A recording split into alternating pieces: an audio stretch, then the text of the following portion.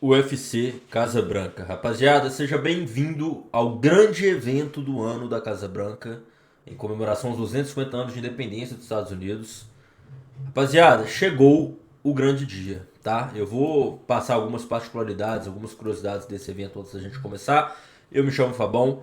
Rapaziada, o foco aqui do canal é as apostas esportivas. Então, basicamente, a gente vai analisar tudo aqui com o olhar, né, das odds, do máximo possível de green, do que tem valor, do que não tem, o que pode ser perigoso, o que dá para evitar, o que dá para pegar. Fechou? Deixa o like, se inscreve no canal, a gente tem uma meta de chegar a 10 mil inscritos. Rapaziada, primeiramente, como eu disse, o evento acontece porque é em comemoração aos 250 anos de independência dos Estados Unidos. Uma curiosidade muito massa, assim, para alguns, né, para outros nem tanto, é que o evento vai acontecer no domingo. Geralmente a gente tem o UFC todo sábado, este em específico vai acontecer no domingo. Uma outra coisa que vai ser um diferencial que pode impactar ou não é que este evento vai ser aberto, rapaziada. Geralmente a gente vê os casos do UFC em alguma quadra, algum ginásio, alguma arena. E esse card vai ser no Jardim da Casa Branca, então vai ser a céu aberto, literalmente a céu aberto, tá? Uma coisa que pode calhar, atrapalhar o evento, é que, né, os institutos meteorológicos lá dos Estados Unidos confirmou que tem risco real de chuva. Então, sendo em céu aberto, cara, esse evento pode ser que sim seja afetado por uma grande chuva. Mas enfim, mais um destaque que eu trago para esse evento, galera, é que a luta da noite vai ser premiada com US$ 1 bilhão de bônus, algo nunca feito até então, beleza? Então realmente, cara, o evento foi feito para ser histórico, não existe outra opção aqui. Rapaziada, uma coisa que eu destaco do card, antes da gente começar as análises, é que na minha opinião, eu acho que o card poderia ter sido melhor casado, né? Eu acho que faltou o John Jones, mas aí não depende somente do UFC. Acho que faltou americanos, assim, se você for para pensar que o evento acontece, né, pela 250 anos de independência dos Estados Unidos, às vezes faltou nomes americanos, né, de peso, cara. Às vezes a Kayla Harrison, mas acabou lesionando, enfim. Então é só algo que eu chamo essa atenção. Feito isso, vamos para o vídeo de análise, vamos pegar os greens.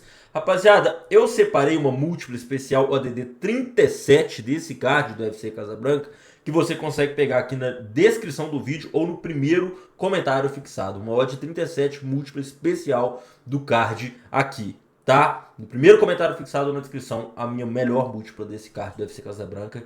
Se bater, nós vamos ficar muito felizes, não deixe de pegar, fechou? Primeira luta, brasileiro Diego Lopes contra o americano Steve Garcia. Steve Garcia, basicamente, galera, ele vem de 7 vitórias consecutivas. O Diego Lopes já vem no momento oposto, galera. O Diego Lopes chegou a disputar 2 vezes o cinturão dessa categoria do peso pena contra o Volkanovski, que infelizmente perdeu as duas. Perdeu de uma maneira bem clara, inclusive. Então, o Diego Lopes, ele tá naquele momento que ele não sabe se ele muda de categoria, mas fato é, cara, que ele é um lutador que a empresa gosta. O que eu quero dizer com isso, galera? O Diego Lopes se torna o primeiro lutador a lutar os 3 principais eventos desse século. O UFC 300, edição, enfim, né, uma das maiores da história. O UFC Esfera, aquele que foi feito na Esfera, o Noche. E ele também agora está lutando no UFC Casa Branca. Ele é o único lutador do UFC que conseguiu esses 3 feitos. Ou seja, o cara é realmente um cara de confiança da empresa. Nenhum atleta é escalado nesses 3 eventos à toa. Então, realmente, o UFC bota muita ficha no Diego Lopes. Agora, falando do casamento da luta em específico, galera, o Steve Garcia é um dos caras que mais me trouxeram green. Quem acompanha aqui o canal há mais tempo lembra que a gente pega muito green com o Steve Garcia. Ele é um cara que a envergadura dele é muito grande para a categoria, 1,90 m de envergadura, então o alcance dele é muito bom, trabalha jab muito bem. Teve uma vitória excelente nessa categoria contra o Melquizael Costa, tá? Agora, falando do casamento em si, galera, o que eu vejo? O Diego Lopes é um cara que confia muito no queixo dele, tá? O Diego Lopes, muitas das vezes, ele é até acertado nas suas lutas. Você vê que contra o Jean Silva ele tomou alguns golpes, mas o cara tem um queixo de granito. Agora, se ele confiar nesse queixo contra o Steve Garcia, galera, pode ser que dê ruim, tá? O Steve Garcia é um cara que, como eu disse, a envergadura dele é muito boa. Ele é um cara que trabalha a trocação muito bem. E ele, assim, bate pesado. O cara tem pegada, tem poder nas mãos. Então é uma luta que eu acho perigosa. E o melhor cenário, pra mim, na minha leitura, seria o Diego Lopes, às vezes, encurtando essa luta, tá? Encurtando, seja no clinch ou às vezes botando pra baixo. A gente viu que o Diego Lopes tem uma capacidade de wrestling muito boa, principalmente na luta contra o Jean Silva, que ele conseguiu dar uma contra-queda no Jean Silva e ficando por cima trabalhou o ground and pound, principalmente cotoveladas, né? Que ele inclusive abriu a cabeça do Jean Silva e desceu sangue na hora. Então, rapaziada, eu acho que é uma luta difícil pro Diego, no sentido de que a distância do Steve Garcia, ele é um cara que trabalha muito bem a parte de strike. Então, se ele confiar no queixo dele, pode dar ruim. Mas eu não posso negar o fato de que o Diego Lopes é um lutador mais completo. É um cara que troca bem, é um cara que derruba bem, é um cara que consegue encurtar, tem variação, tem recurso. Então, eu acho o Diego Lopes um lutador mais completo, mas eu vou deixar minha opinião. Eu acho que o Diego Lopes vence essa luta, mas não é uma luta confiável. Então, trabalha em minha unidade, coloca às vezes no troco, bota numa múltipla. Essa luta realmente tá bem difícil, cara. Como eu disse, Steve Garcia é um dos caras, galera, que se você for pegar a luta de estreia dele e ele hoje foi um dos caras que mais evoluiu desde a sua estreia no UFC. E é realmente um cara que tem uma das melhores envergaduras dessa categoria do 66. É um cara perigoso. Se o Diego Lopes confiar no queixo dele, vai engolir muito golpe aqui.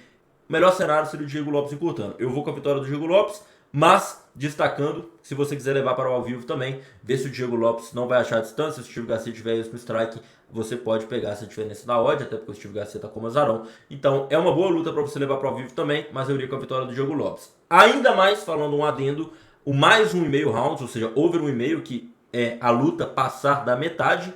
Ou seja, se a luta tem 15 minutos, né, galera? 3 rounds de 5, seria 7 minutos e 30 segundos, né? Metade de 15 é 7,30, né? Então o over 1,5 rounds mais 1,5 rounds é uma operação que eu consideraria também, tá? Rapaziada, vamos para a próxima luta aqui. A gente está falando de Bo Nickal contra Kyle Daukaus, dois americanos. Essa luta é uma luta que foi um pouco estranha, porque eu acho que todo mundo esperava o Bo Nickal nesse card, pelo fato dele ser americano, pelo ele ser próximo do presidente Donald Trump.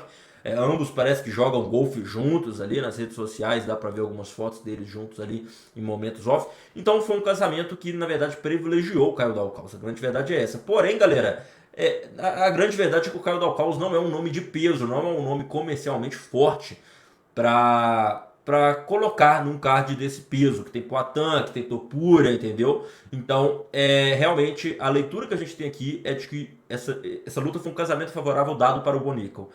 Se o Bo Nickal vai fazer valer esse favoritismo é outra história, depende dele. Mas fato é, cara, que é um casamento muito bom. Eu acho que o Bo Nickal, que pra quem não conhece o Bo Nickal, que é um cara que foi divisão 1 de wrestling, né? Foi top 1, os caras com um dos melhores cartéis da história do wrestling até hoje, né? Mesmo já ter migrado pro MMA, enfim, o cara é um monstro de wrestling, então realmente a única derrota que ele teve na carreira foi pro René Derrida, né? Naquela ascensão que o Derrida meteu 5 vitórias seguidas. Mas assim, cara, o Bo Nickal é um cara que, como eu disse, ele vem do wrestling, mas aí ele teve aquela trocação meio limitada. E a última performance dele, ele consegue nocautear o Rodolfo Vieira com um head kick, né? Um chute na cabeça, que o Rodolfo, infelizmente, ele acaba caindo apagado.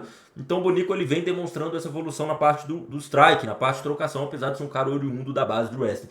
Então, cara, eu vejo um casamento bem favorável pro Bo Nickal. Eu acredito que ele bote pra baixo, faz valer o seu wrestling. E mesmo que essa luta ainda fique na trocação, ele é um cara que tá trocando bem, né? Como eu disse, ele vem talvez a melhor performance na carreira que ele consegue nocautear o Rodolfo Vieira. Então, cara, eu vejo o Bo Nickal imprimindo o wrestling, derrubando o Daukaus e vencendo essa luta. Aí eu não sei se é finalizando, nocaute, enfim, aí eu já não sei. Porque o Kyle Daukaus é até um cara que não é ruim no chão, tá? Mas assim, eu acho que não se compara, eu acho que o Bo Nickal vence essa luta. Agora, método já fica um pouco complicado de tentar entender essa luta. Mas eu vejo a vitória do Bo Nickal, tá bom, rapaziada? Próxima luta, Maurício Ruff contra Michael Chandler. Rapaziada, não esquece de pegar a nossa ODD 37, que tá aqui no link fixado no primeiro comentário ou na descrição, múltipla especial desse card, que inclusive é através da BattleBet, essa múltipla, tá, rapaziada? Casa muito boa, saque, depósito via Pix, todas as operações aqui que eu tô falando você consegue fazer através dela. O grande diferencial da BattleBet, galera, além do saque cair na hora, ser tudo via Pix, se tiver alguma dificuldade, tem um suporte, o layout é muito bom, é que você consegue operar ao vivo, ou seja, enquanto a luta está acontecendo, a casa abre as linhas, abre as odds. Isso é um diferencial absurdo, a gente também trabalha ao vivo, então a ODD 37 através da BattleBet, você consegue criar a sua conta, inclusive pegar a múltipla especial desse card do UFC Casabranca, fechou? Maurício Ruff e Michael Chandler, Brasil contra Estados Unidos. Galera, essa luta eu acho que não tem muito o que a gente inventar. O Michael Chandler é um cara que, assim, ele ficou muito tempo esperando o Conor McGregor, né? Eles participaram da edição do TUF juntos. Inclusive o Michael Chandler foi até um baita técnico, quem assistiu a edição vai lembrar. Mas assim, é um cara que tem um QI negativo, toma muita decisão errada durante a luta. Ele é um cara muito maldoso, tá, galera? Principalmente na luta contra o Charles do Bronx, você vê que em vários momentos o Michael Chandler acerta a nuca do Charles várias vezes. Então, assim, mas já passou, né? Entrou no UFC até um pouco tarde, fez a maioria de sua carreira no evento do Bellator ali. Enquanto o Ruff já tá em ascensão, né, galera? Ele teve aquela derrota pro Benoit Saint-Denis no UFC Paris, mas aí, cara, ele vem de uma performance que, assim, ele destruiu o Rafael Fiziev, cara. Ele deu uma aula de trocação, achou a distância, nocauteou, assim, foi uma performance irretocável. Então, assim, cara, eu acho que é um confronto que você pega um Maurício Ruff que tá em ascensão, apesar de ter saído agora da Fight Nerds, vai fazer a sua luta com o Volkanovski de corner, pra quem não sabe, tá, galera? O Alexander Volkanovski, atual campeão da categoria do peso pena até 66, vai ser o corner do Maurício Ruff. Então o Maurício Ruff tá nessa transição um pouco mais individual da carreira. É o cara, galera, que traz um nocaute plástico, né? Ele deu aquele nocaute rodado contra o Bob Green, então você coloca muita expectativa nele. Enquanto o Michael Chandler, apesar de ser um cara americano e tal, lutando no caixa da Casa Branca, mas já é um veterano de guerra, é um cara que você não pode subestimar, obviamente, mas o certo a se fazer aqui é uma vitória do Ruff, galera, e assim, muito provavelmente com um nocaute. O Ruff é um cara que ele trabalha esse nocaute plástico, ele não entra na luta apenas pra fazer uma luta protocolar e ganhar. Ele gosta dessa ousadia a mais, ele traz esse elemento consigo mesmo, gosta daquele lance de falar, eu vou nocautear de tal forma e vai lá e nocauteia, entendeu? Então, galera, eu vou com o Maurício Ruff pra nocaute. Eu não tenho outra leitura pra essa luta, sendo bem honesto com vocês, não acredito que vai acontecer uma zebra. Fica aquela parada, né? O Benoit Saint-Denis destruiu o Ruff botando pra baixo, o Chandler pode botar pra baixo por causa do S. Eu não acredito que isso vai acontecer. Eu acho que aquela luta foi assim, né, pra quem não sabe, o Ruff viveu um momento pessoal muito turbulento naquele momento da carreira. Também não lutou bem, tem o mérito do Saint-Denis que a gente não pode desconsiderar, mas, cara, independente disso, o Benoit Saint-Denis não é o Michael Chandler. Não tem a mesma idade, não é o mesmo estilo, enfim, não tá no mesmo momento da carreira, então pra mim é vitória do Maurício Ruff, eu acredito que o nosso brasileiro nocauteia, fechou? Rapaziada, a próxima luta, Josh Hawkins contra Derrick Lewis, e essa luta no primeiro momento ela não foi agendada, foi um pedido do Donald Trump, né, no evento que o Josh Hawkins ganha do Curtis Blades, e ele fala, cadê o Derrick Lewis e tal, o maior nocauteador da história do UFC, e aí o Dana White já liga ali, já faz o meio de campo e já marca a luta, né? Então, galera, a gente tem Josh Hawkins contra o Derrick Lewis. Derrick Lewis já está com 41 anos de idade, não é o mesmo Derrick Lewis de alguns anos atrás, que já nocauteou vários, mas ainda assim é um cara que tem a mão pesada, né, o Mr. Beast, e o maior nocauteador da história do UFC, né, não é pra qualquer um esse número. Agora, ele enfrenta o Josh Hawkins, galera, e assim, vamos ser bem francos aqui. O Derrick Lewis precisa de uma, né, galera? Ele tem a patada, né, a panelada do Derrick Lewis se encostar. Não tem nenhum ser humano nesse planeta que consiga resistir. É fato. Agora, o Josh Hawkins é um cara que, na minha opinião, pesa pro casamento pro Lewis, porque é um cara que derruba muito bem, tem um S muito bom. O Derrick Lewis é um cara que já é veterano, 41 anos, lento, extremamente pesado, bate o topo da categoria do peso pesado, que é 120. Enquanto o Josh Hawkins tem um wrestling, é mais jovem, tem muita velocidade, ele é um cara que bate menos de 110 quilos, então é um cara que, às vezes, se cortasse peso, poderia até lutar de peso meio pesado, então tem muito mais velocidade. Então vai ser aquela luta, galera. O Derrick Lewis ele vai precisar de uma mão, enquanto o Josh Hawkins vai ter velocidade, vai poder botar pra baixo. Aí é aquela parada, cara. Ou o Josh Hawkins vai vir pra fazer palhaçada, né? E querer vencer a luta na papagaiagem ali, tirando onda, trocar na frente do Derrick Lewis, igual ele fez com o Curtis Blades na última luta, porque se o Josh Hawkins parar na frente do Derrick Lewis igual a última luta, o Derrick Lewis vai pegar ele. É fato, mas eu não acho que ele vai pagar pra ver. Galera, Derrick Lewis é o maior nocauteador da história do UFC. Então eu vejo uma vitória do Josh Hawkins. Eu acho que uma vez que o Hawkins botar pra baixo, não tem muito conversa. O Hawkins é um cara que chegou a ser jogador da NFL também. É um cara que, enfim, tem uma bagagem assim.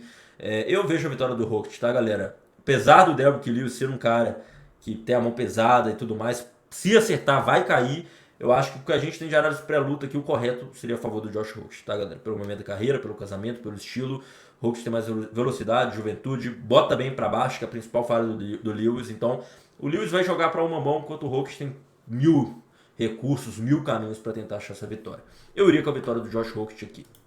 Rapaziada, próxima luta, Sean O'Malley contra Ayman Zahabi. Rapaziada, entre no meu grupo 100% gratuito do Telegram, tá, galera? Quando eu coloco o vídeo, eu posto lá várias dicas e bilhetes prontos diariamente, tá? Não somente do UFC, mas de todos os eventos, PFL, Octagon, Cage Warriors, boxe e luvas. Eu não trabalho somente UFC, tá, rapaziada? Então é muito importante que você faça parte do nosso grupo gratuito. Lembrando, ele é de graça, tá? O grupo gratuito de MMA do Fabão você encontra através do link da descrição ou aqui nos comentários. Sean O'Malley contra Yaman Zahabi. E aqui a gente já tem um duelo, rapaziada, que é um pouco inesperado. Assim como eu tinha falado do Caio Dalcaus anteriormente, eu cito agora que o Yaman Zahabi não é um cara que eu esperava estar num card desse, né? Mas é um duelo Estados Unidos contra Canadá, um clássico ali, enfim. Cara, o que a gente pode falar? O Sean O'Malley, ele nessa categoria dos galos, ele é uma aberração, né? Ele é um cara que tem uma altura muito boa, envergadura, melhor ainda. Mas realmente a criptonita dele é o Merab, né? O Merab de Ivrishvili. Sean O'Malley, mais ou menos um contexto parecido ali com o do Diego Lopes, né? Chegou a disputar o cinturão 2 vezes e perdeu ambas. Então, pô, fica naquela, pô, será que eu mudo de categoria e tal? Cara, vou te falar, agora que o Petr Yan ganhou do Merab, e o Petr Yan, inclusive, meio lesionado ali, pode ser que o Sean O'Malley ressurja das cinzas aí e, pô, retome aí um caminho rumo ao cinturão. Mas o fato é que é um cara muito grande para essa categoria dos galos, a trocação dele é absurda, poder de nocaute muito bom. O Zahabi é aquele cara feijão com arroz, né? Um pouco carrapato, geralmente ganha suas lutas controlando os seus adversários no clinch. Eu realmente não tenho uma expectativa muito boa pro Zahabi aqui, cara. Eu vejo o Sean O'Malley negando as investidas de queda ou tentativa de encurtar para grudar na grade, que é o jogo do Zahabi. E quando a gente fala de trocação, galera, eu acho que o Sean O'Malley é o cara que tem mais poder de nocaute, mais variação, mais envergadura. A mão dele chega primeiro. Eu realmente vou com a vitória do Sean O'Malley aqui. Eu acho que não tem muito que... Acho que o casamento é desfavorável pro Zahabi. Acho que ele tá pegando um casamento difícil. Assim, luta é luta, né, rapaziada? Mas eu acho que o Sean O'Malley na parte de trocação ele se garante aqui. Não tem muito o que fazer. O caminho pro Zahabi é o que a gente sabe, né? Ele vai tentar encurtar, grudar no clinch, no último caso botar pra baixo. Mas, assim, cara, o Sean O'Malley ele é muito bom pra essa categoria. O problema dele realmente é o Merab, né? O problema dele realmente é o Merab. Então, eu acho que ele ganha do Zahabi sim. Beleza? Próxima luta, a gente está falando na minha opinião, principal luta do evento, a luta mais equilibrada. A gente está falando de legado, a gente está falando de história, tá, rapaziada? Alex Poatan Pereira pode ser o primeiro tricampeão do UFC e mais que isso, ele pode se tornar o maior artista marcial que esse planeta já viu, tá, galera? A gente está falando de um cara que foi duplo campeão do Glory, o maior evento de kickbox do mundo, e de um cara que pode ser o primeiro, repito, nenhum atleta no UFC conseguiu fazer. Já é difícil você ser campeão de uma categoria. Ele pode ser campeão de 3 categorias diferentes: peso médio, peso meio pesado e agora peso pesado. Não é para qualquer um, isso aqui não é por dinheiro, isso aqui não é cinturão, isso aqui é pela história, pelo legado. Rapaziada, é difícil ter essa combinação, tá? E a gente vai estar presenciando esse momento. A gente vai fazer, né, a análise da luta aí. Mas, cara, que luta. Essa luta vale muito. Essa luta, na minha opinião, não deveria ser a principal. Mas, enfim. Rapaziada, o que acontece? A gente vai ver o Poatan pela primeira vez no peso pesado, né? Muita gente vem falando aí que o Cyril Gane se preparou melhor. Isso porque ele trouxe o Artem Vakhtov, que foi um cara que, enfim, fez várias lutas com o Poatan no Glory. Ele treinou com o Mori Kromar, que é o atual campeão do GP do Glory, né, atual campeão. Então trouxe muitos caras do kickbox para acompanhar ele no camp. Treinou também com, pô, esqueci o nome do cara brabo lá do judô francês. Cara, o Cyril Gane trouxe muito cara de alto gabarito para participar desse camp. O Poatan trouxe muito cara brasileiro, né? Não sei se o Poatan tem algum problema com barreira linguística, né? Mas ele trouxe o Chicão, né? Ele trouxe o Jonathan Diniz, que são brasileiros do peso pesado, né? Além dos seus caras da casa, né? O Yuzi Belgariu, que luta na T84, enfim. Passou um tempo aqui no meu estado, Minas Gerais, treinando, né? Ele foi pro interior de Minas aí, então realmente o cara vai vir tunado, filho, porque aqui o cara descansa e come bem, tá?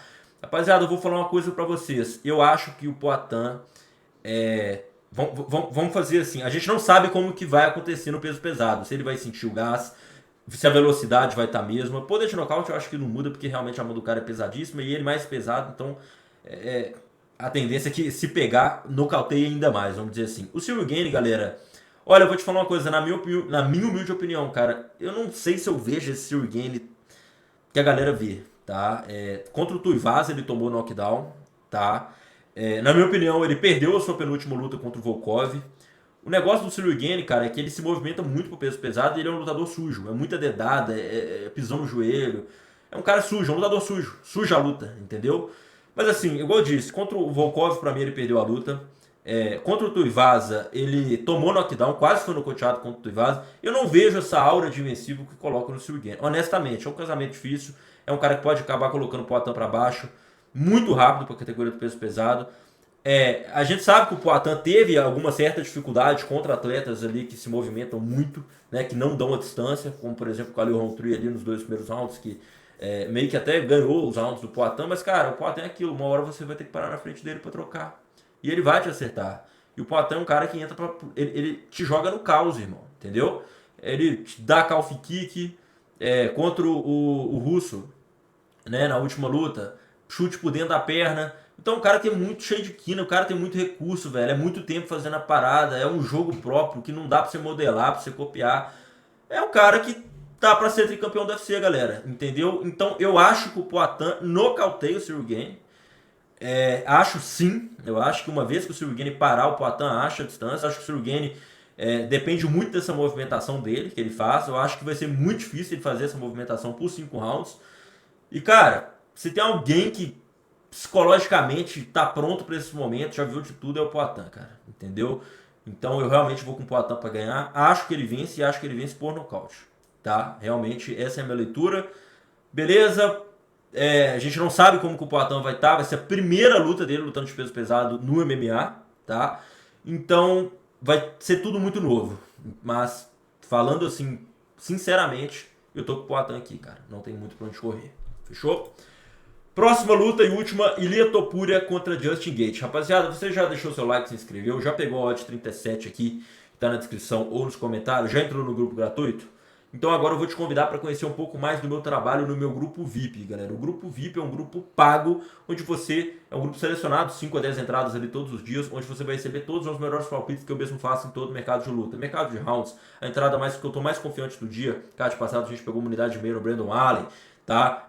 Entradas ao vivo, método de rounds, bingos e múltiplas de odds altas. Não vai receber somente entradas do UFC, Octagon, Cage Warriors, Glory, Contender Series. Rapaziada, vai ter a Semana Internacional da Luta agora pra vir. Então, rapaziada, basicamente o grupo VIP é um grupo onde você não vai ter preocupação de ficar analisando. Eu vou fazer isso por você, você vai receber o bilhete com facilidade, o link, o bilhete pronto, você só vai clicar e colocar o valor que tu quiser. Eu vou colocar o horário, onde que vai transmitir o evento, o motivo da operação é para facilitar a sua vida. O grupo VIP você consegue adquirir através da descrição ou dos comentários. Claro, se você não quiser comprar o grupo VIP, tem um grupo gratuito e eu vou pedir para você deixar seu like, se inscrever, que já vai estar me fortalecendo de qualquer forma, fechou? Rapaziada, vamos para a luta principal, Justin Gaethje contra Ilia Topuria.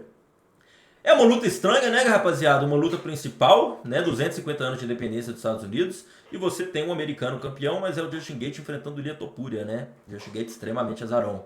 Então, em outra medida, né, parece que você coloca o americano para perder, né? Cara, o Justin Gaethje vai vir como um verdadeiro sniper americano, né? Igual aquele filme. Porque, cara, ele vai ter que tentar dar um tiro. É um cara que cai para dentro, né? Nunca fugiu da responsabilidade. Foi nocauteado no UFC 300 por Max Holloway. Então, seria um momento de redenção absurdo. Imagina ele nocautear o Topuria. Mas fato é, cara, que eu acho que o Topuria é, assim, talvez a maior aberração que a gente tem. Por exemplo, o Poatan cotado para ser o GOAT da história, mas vamos falar real, cara. O Poatan entrou tarde no MMA, se você for ver. O Topuria, cara, ele tá novo, jovem, já conquistou pra caramba. E assim, ele ganha de todo mundo com requintes de crueldade, cara. O cara ganhou do Volkanovski, ganhou do Charles do Bronx. Entendeu? Então, assim, é muito sólido, cara.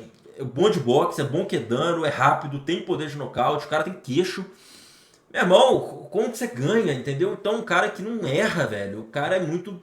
O jogo dele é muito brabo, ele fala e faz, ele comemora antes da luta.